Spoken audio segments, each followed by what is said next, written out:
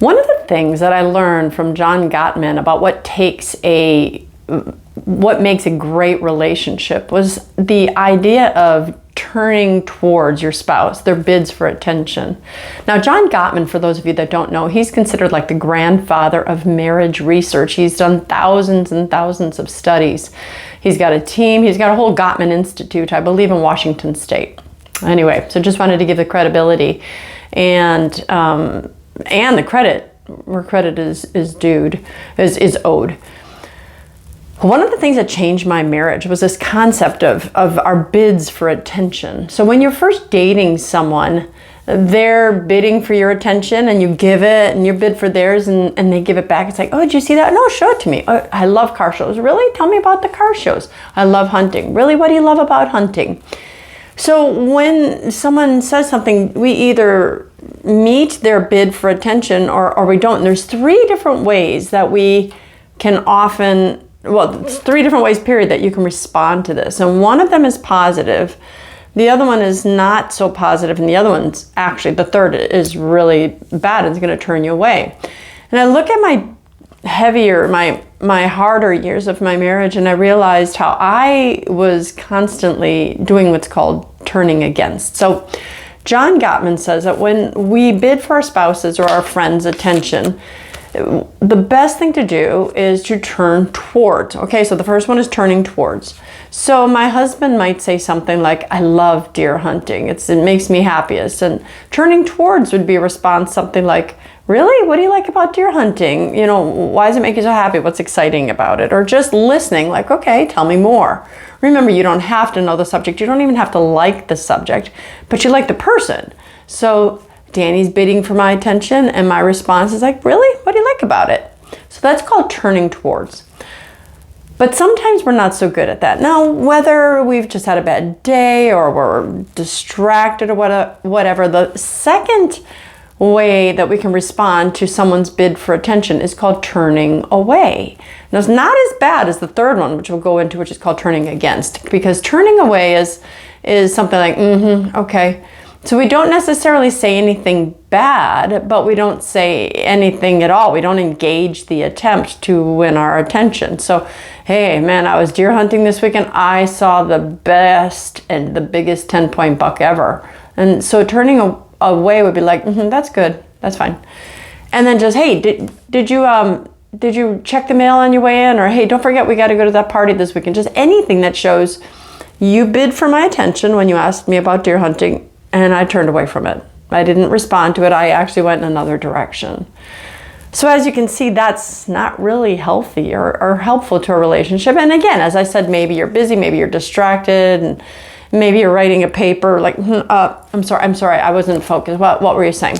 We can do that at times. And any of these things I'm talking about, I think we've all had our moments of turning towards, turning away, and turning against. But our goal is to constantly be showing our spouse that we love them, but turning towards them for their bids of attention as much as possible. And if we do turn away or turn against, we apologize. But before I go into that too much, let me tell you what the third one is. So turning away. Hey, honey, I went deer hunting this weekend. I saw the best 10-point buck I've ever seen before. I was like, what?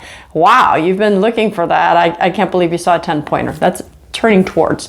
Turning away is, yeah, what? Oh, hey, don't forget to check the mail.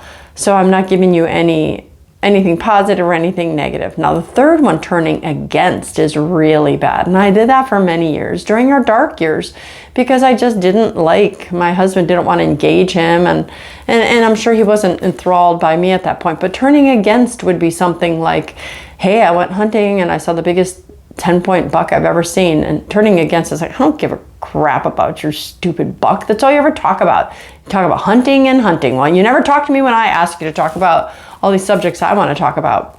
So not only did I not turn towards his attempt, I went and I attacked it. Stupid hunting. That's all that matters. I don't want to hear about that stupid subject ever again.